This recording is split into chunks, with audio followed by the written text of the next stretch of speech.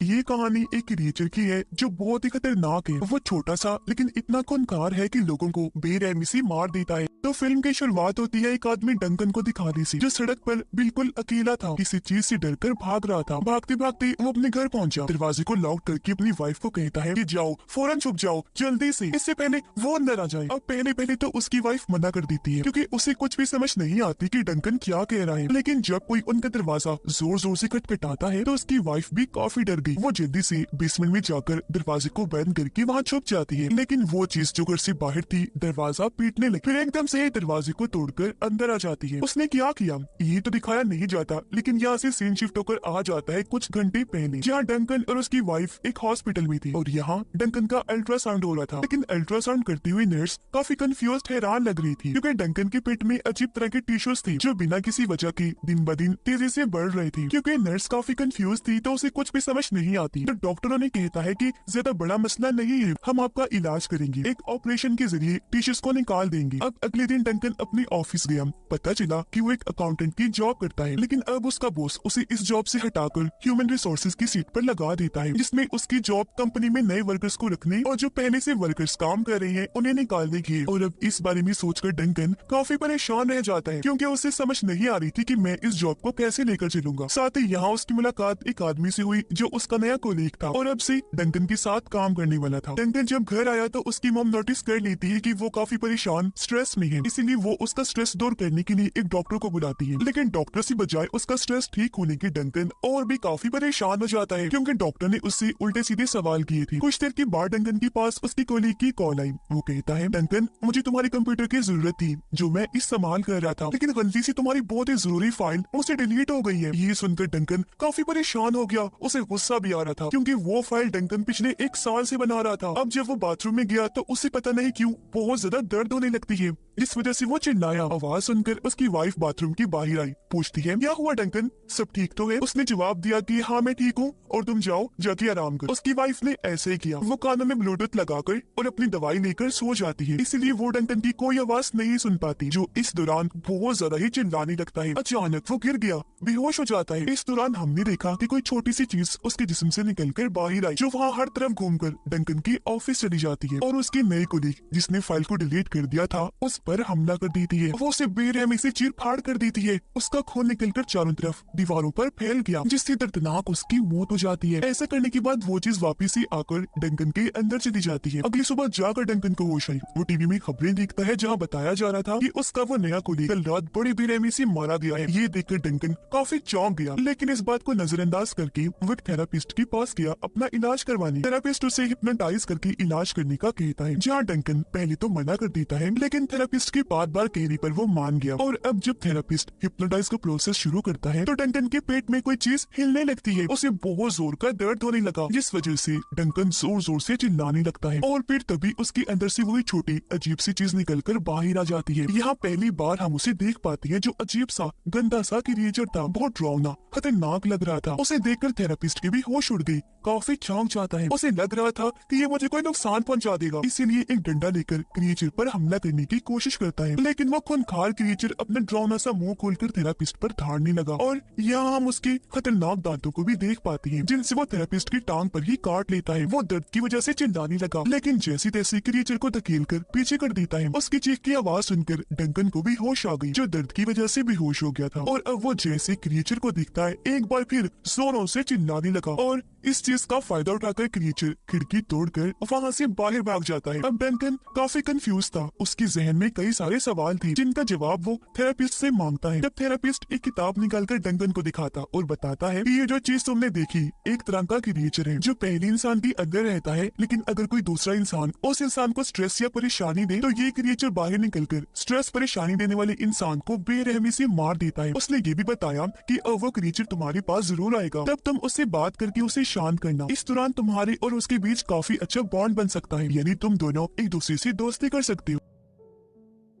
अब वो डॉक्टर जो डंकन की मॉम ने बुलाया था वो एक लड़की के साथ होता है, पर जैसे लड़की यहाँ से गई क्रिएचर आकर उस पे भी हमला करके नीचे गिरा देता है। वो उसके ऊपर आकर बैठ गया, अपने दांतों से डॉक्टर की पीठ पर हमला करके उसे चीर के रख देता है, बुरी तरह उसे खाने लगता है, जिससे डॉक्टर की बहुत बुरी मौत हो जाती है, क्योंकि डॉक्टर की वजह से भी डंकन को परेशानी और स्ट्रेस का सामना करना पड़ा था। कुछ देर के बाद क्रिएचर फिर से डंकन के पास आ गया। यहाँ थेरेपिस्ट के कहने पर डंकन उससे बात करने की कोशिश करता है, काफी अच्छा बर्ताव करने लगा जैसे किसी छोटे बच्चे के साथ करती है, जिससे क्रिएचर को भी काफी अच्छा लगा। और यहाँ डंकन उसे काफी प्यारा सा नाम भी देता है जो था माइलो है। और अब क्रिएचर माइलो फिर से डंकन के जिस्म में वापस चला जाता है। अगले दिन डंकन ऑफिस चला गया, जहाँ उसकी फीमेल कोलीग बताती है कि एक क्लाइंट के अकाउंट का बैंक बैलेंस ऊपर नीचे हो गया है, और अगर ये बात उस क्लाइंट को पता चल गई तो वो हंगामा मचा देगा। ये जानकर डंकन काफी परेशान हो जाता है, अपने बॉस के पास जाकर इस बारे में बताता है। तब उसका बॉस बिना डरे जवाब देता है कि तुम इसका हल ये करो कि किसी और क्लाइंट के अकाउंट से इस अकाउंट के बैंक बैलेंस को बराबर कर दो, जिससे सारा मामला सेटल हो जाएगा। ये सुनकर डंकन काफी हैरान रह गया, कहता है सर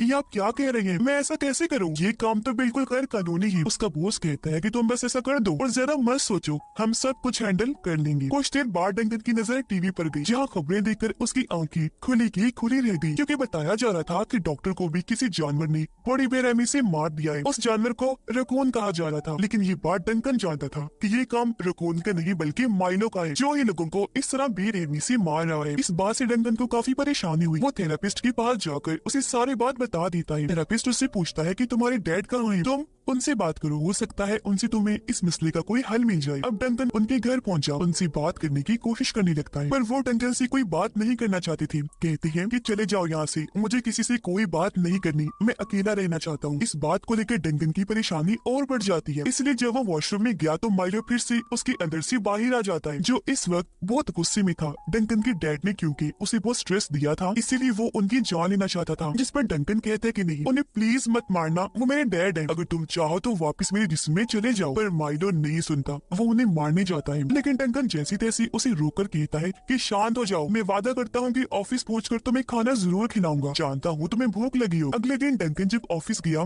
तो ऑफिस में चल रहे सारे मसलों को वो अपने बॉस को बताता है, लेकिन बॉस नॉर्मल ही रहता है, कहने लगा कि तुम परेशान मत हो, फिलहाल यहाँ से चले जाओ, जो भी मसले चल रहे हैं खुद ब खुद ही ठीक हो जाएंगे। ये सुनकर डंकन और ज्यादा परेशान हो जाता है, जिस वजह से माइलो एक बार फिर बाहर आ जाता है। बॉस पर उसने हमला कर दिया, इसी बीच लिफ्ट बंद हो गई तो डंकन लिफ्ट में जा ही नहीं पाता, सिर्फ माइलो घुस गया था, इसलिए वो काफी घबरा गया। नीचे जब गया तो लिफ्ट खुलते ही उसके होश उड़ जाते हैं, क्योंकि माइलो ने पहले ही बॉस को बेरहमी से मार दिया था। उसने बॉस को भी चीर फाड़ करके रख दिया था, और अब बैठा वो नोच नोच कर बॉस को खा रहा था। डंकन काफी परेशान हो गया, जल्दी से भागकर अपने घर जाता है। उसकी वाइफ भी थी। यहाँ उसकी वाइफ जब ये बताती है कि मैं प्रेग्नेंट हूँ, माँ बनने वाली हूँ, तो डंकन एकदम काफी खुश हो गया, लेकिन वो इस बात से परेशान था कि अगर ये बात माइलो को पता चल गई तो वो मेरे बच्चे को नुकसान पहुंचा देगा। इस डर की वजह से वो अपने घर को छोड़ के चला जाता है, जहाँ वो माइलो के साथ अकेला रहने वाला था, ताकि अपनी वाइफ और बच्चे को उसे दूर रख सके। डंकन उसके साथ बच्चों की तरह ही पेश आता है, अपने साथ लेकर सोता है, खाना भी खिलाने की कोशिश करता है, लेकिन माइलो को कुछ भी पसंद नहीं आता। कुछ देर के बाद डंकन को कॉल आई, उसे बताया जाता है क्योंकि उसकी वाइफ प्रेग्नेंट है, तो उसकी फैमिली ने इस खुशी में घर पर पार्टी रखी है।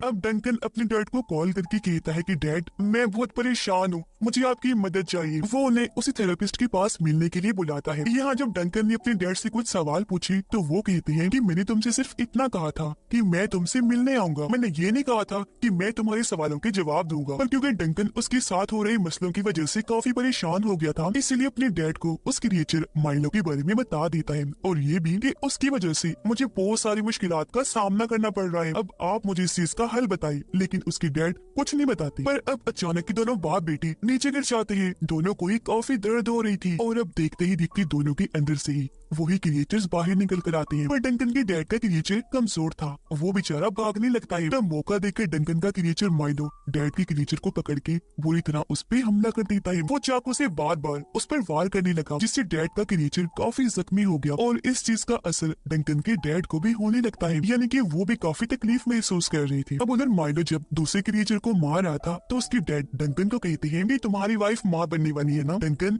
ये जानकर मुझे बहुत खुशी हुई है और तुम्हें हमेशा अपनी वाइफ और बच्चे का ध्यान रखना चाहिए। ये सुनते ही माइलो को गुस्सा आ गया और वो एक ही मिनट से पहले चाकू लेकर वहाँ से भाग गया ताकि डंकन की वाइफ और उसके बच्चे को मार सके। जो देखकर सभी काफी परेशान हो गए। थेरापिस्ट डंकन को कहता है कि तुम्हारी डैड को मैं संभालूंगा, तुम अपनी वाइफ के पास जाओ फौरन और माइलो से उसकी जान बचा लो। डंकन ऐसे करता है, वो बाहर निकलकर भागने लगा और ये वही सीन था जो हमने शुरुआत में देखा था, जब वो सुनसान सड़क पर अपने घर जाने के लिए भाग रहा था। घर आकर उसने दरवाजे को लॉक कर दिया था, अपनी वाइफ को बेसमेंट में छुपने के लिए कह रहा था। आकर बेसमेंट में चली गई, खुद को वहाँ लॉक कर लेती है और अब माइलो भी दरवाजा तोड़कर घर के अंदर आ जाता है। पर यहाँ डंकन उसे समझाने की कोशिश करता है कि देखो मेरी वाइफ घर पर नहीं है, तुम यहाँ से चले जाओ। लेकिन जब उसे बेसमेंट से आवाज आई तो वो समझ जाता है कि डंकन की वाइफ बेसमेंट पे है और क्योंकि दरवाजा लॉक था इसलिए माइलो उसके पास जाने के लिए सिंह का रास्ता अपनाता है। वो छोटे से सुराग के जरिए ही वहाँ से निकल जाता है। हालांकि डंकन उसे रोकने की कोशिश करता है, उसके दोनों पैर पकड़ लेता है, लेकिन इस चीज में वो नाकाम रहा। माइलो वहाँ से निकल ही जाता है। वो बेसमेंट में आकर पहले डंकन की वाइफ को डराता है, फिर एकदम से ही उस पर हमला करके नीचे गिरा देता है। वो उसे कोई नुकसान पहुंचाता